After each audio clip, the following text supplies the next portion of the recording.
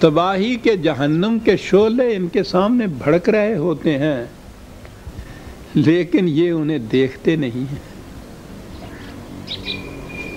تباہی کا جہنم کہیں چھپا ہوا نہیں ہوتا، وہ تو محیطم بالکافرین قرآن نے کہا ہے، یہیں چھایا ہوا ہے ان کے اوپر۔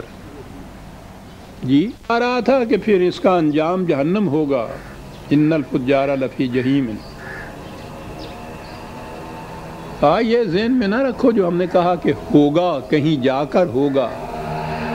وَمَا هُمْ عَنْهَا بِغَائِبِينَ، یہ جہنم کی نگاہوں سے آج بھی اوجھل نہیں ہے۔ یہ الگ بات ہے کہ ان کی نگاہوں سے جہنم اوجھل رہتا ہے۔ کیا انداز ہے بات کرنے کا۔ اس کی نگاہوں سے یہ آج بھی اوجھل نہیں ہے، وہ تو ان کو دیکھ رہا ہے جہنم۔ یہ اندھے ہیں جن کی کیفیت یہ ہے کہ سامنے اس کے شعلے بھڑک رہے ہیں، دیکھ نہیں پاتے، اندھے۔ لیکن ان کے نہ دیکھنے سے تو وہ آگ ٹھنڈی نہیں ہو سکتی، شعلے تو اور زیادہ تیز بھڑکتے چلے جائیں گے۔ من ورائہم جہنم، اور اس وقت پھر کیا کیفیت ہوگی؟ وَلَا يُغْنِي عَنْهُمْ مَا كَسَبُوا شَيْئًا وَلَا مَا اتَّخَذُوا مِن دُونِ اللَّهِ أَوْلِيَاءَ۔ پھر دو چیزیں یہاں کہی گئی، ایک تو وہ کہ جنہیں یہ اپنا حامی اور ناصر اور سرپرست اور مددگار یہ سمجھتے ہیں، یا جو کچھ بھی انہوں نے کمایا ہے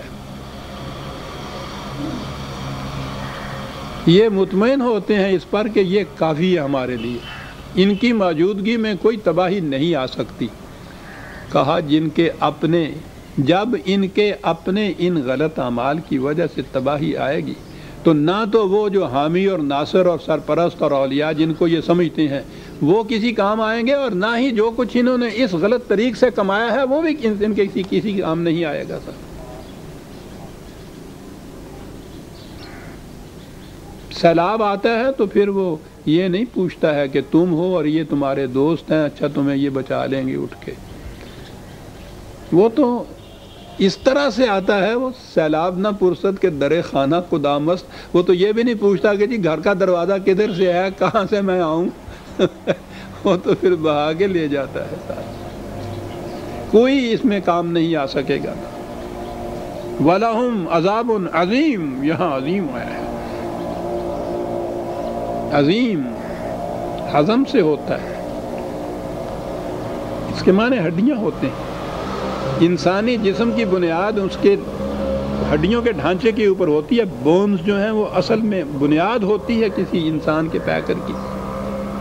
وہ تباہی جو بنیادوں تک کو بہا کے اور لڑکھڑا کے لے جائے، عذاب علیم تھا، عذاب مہیم تھا، عذاب عظیم آ گیا صاحب، کہ جس کے بعد ختم ہی ہو جاتا ہے قصہ۔ یہ ہوتا ہے ان قوموں کے ساتھ جو فطرت کی قوتوں کو مسخر نہ کریں۔ پہلی چیز وہ عذاب مہین ہے، ذلت آمیز، مسخر کریں لیکن انہیں دوسرے قوموں کو تباہ اور برباد کرنے کے لیے صرف کریں۔ یہ ہے دونوں چیزیں مل کے عذاب عظیم بن جاتی ہیں۔ اور اس کے مقابل میں ھذا ھدی، یہ جو ہم کہہ رہے ہیں یہ ہے کامیابی کی راہیں دکھانے والی چیز۔ یاد رکھیے قرآن کریم یا رسول اللہ صلی اللہ علیہ وسلم کے ارشادات اسوہ یہ رہنمائی، راستہ دکھاتے ہیں، زبردستی راستے پہ چلاتے نہیں ہیں۔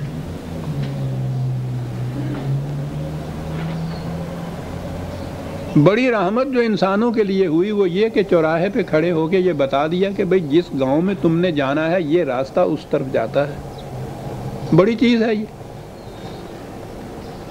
اب اگر وہ اس راستے کی بجائے دوسرے راستے پہ چلتا ہے تو اس نے کہا ہے کہ نہ یہ خدا کا فریضہ ہے نہ اس کے رسول کا فریضہ ہے کہ اس کو وہاں سے بازو اس کا پکڑ کے وہ کہے کہ ادھر کہاں جا رہے ہو، ہم نے تو بتایا تھا تمہیں ادھر چلو۔ تو یہ بات انسانی اختیار و ارادے کو سلب کر لینے والی ہے، اور ہم اسے سلب نہیں کرنا چاہتے۔ اتنی بات تو اس کے بس کی نہیں تھی کہ چوراہے پہ کھڑا ہو کے خود معلوم کر دیتا کہ وہ صحیح راستہ میری منزل تک پہنچانے والا کون سا ہے۔ یہ تو ہم نے کر دیا، اور بڑی چیز ہے صاحب، کسی راہراؤ کو نئے راستے پہ چلنے والے کو چوراہے پہ بتا دیا جائے کہ تمہاری منزل کی طرف جانے والا راستہ کون سا ہے، بہت بڑا احسان ہے۔ لیکن کہا کہ اس کے بعد یہ بات نہیں ہے کہ ہم پھر اس کو زبردستی چلاتے بھی ہیں اس راستے پہ۔ رسول اللہ صلی اللہ علیہ وسلم سے کہا کہ ہم جانتے ہیں کہ تو اپنی جان کو ہلکان کر رہا ہے، اس لیے کہ یہ غلط راستے پہ کیوں چل رہے ہیں، تیرا کام یہ نہیں ہے کہ تو ان کو زبردستی صحیح راستے کے اوپر چلائے۔ انسانی اختیار و ارادے کو ہم سلب نہیں کرتے۔ ھذا ھدی والذین کفروا بآیات ربہم لہم عذاب من رجز علیم۔ تو جو اس کے بعد انکار کرتا ہے صحیح راستے پہ چلنے کے لیے، تو اس کے لیے تو تباہی ہے، بڑی دردناک ہے، بڑی لڑکھڑاہٹ پیدا کرنے والی ہے۔ اور اس کے بعد کہا پھر کہ آؤ پھر دوبارہ تمہیں بتائیں، تسخیر کائنات کی طرف پھر آ گیا۔ اللہ الذی سخر لکم البحر لتجری الفلک فیہ بامرہ، سمندر کو تمہارے لیے، دریاؤں کو، پانی کو تمہارے لیے تابع تسخیر بنا دیا تاکہ اس میں خدا کے قانون کے مطابق تمہاری کشتیاں چلیں۔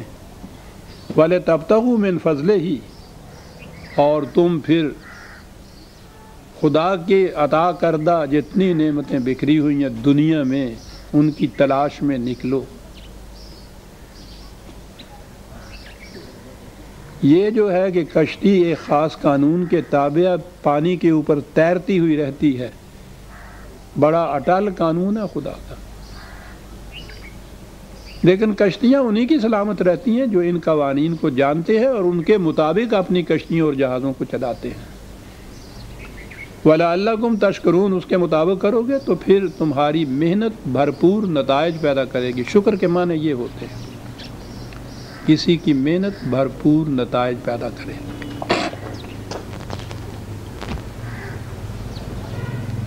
وَسَخَّرَ لَكُم مَّا فِي السَّمَاوَاتِ وَمَا فِي الْأَرْضِ جَمِيعًا مِّنْهُ، بات ختم کر دی۔ کہا کہ یہ تو ہم نے مختلف تفاصیل بیان کی ہیں، یہ تسخیر کیا، وہ مسخر کیا، اور اس کو آپ مجمعین یوں سمجھ لیجئے کہ تمہارے لیے اس نے مسخر کر دیا جو کچھ سماوات میں ہے، جو کچھ ارض میں ہے، جمیعاً، سارے کا سارا، اور پھر من ہو، یہ اس کی طرف سے کر دیا گیا کہ اس نے کیا ہی ایسا انتظام اس نظام کا۔ یہ جمیعہ ہے عزیزان من، اس خارجی کائنات اور ارض کی کوئی قوت ایسی نہیں پھر باقی رہ جاتی جو قابل تسخیر نہ ہو۔ ابھی تو ہمارے ہاں کے بھی، ہمارے زمانے کے سائنسدان بھی جو مغرب کے ہیں، وہ تو یوں کہیے کہ کناروں کو چھو رہے ہیں۔ کائنات یہ تو انسان کے حیطۂ فکر میں نہیں آتی، اس کی وسعتیں جو ہیں۔ جمیعاً، اور من ہو، خدا نے تخلیق ہی ایسا کیا ہے اس کائنات کو کہ پوری کی پوری کائنات جو قوم بھی مسخر کرنا چاہے اس کی قوتوں کو وہ کر سکتی ہے، تمام قوتوں کو مسخر کر سکتی ہے۔ جمیعاً من ہو۔ ان فی ذالک لآیات لقوم یتفکرون، یہاں یہ لفظ آئی، دیکھتے ہیں وہ کس کس کا تھا۔ للمؤمنین، لقوم یوقنون، لقوم یعقلون، لقوم یتفکرون، جو قوم عقل و فکر سے کام لے گی اس کے لیے ہمارے اس ارشاد میں بہت بڑی نشانی ہے حقیقت تک پہنچنے کی، جو ہم نے کہہ دیا ہے کہ پوری کی پوری کائنات کی قوتیں جو ہیں وہ تمہارے تابع تسخیر ہو سکتی ہیں، غور و فکر کرنے والی قوم کے لیے۔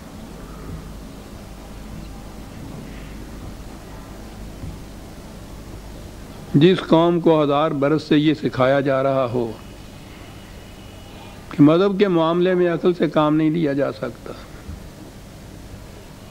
مذہب تو یہ تھا فطرت کی قوتوں کو مسخر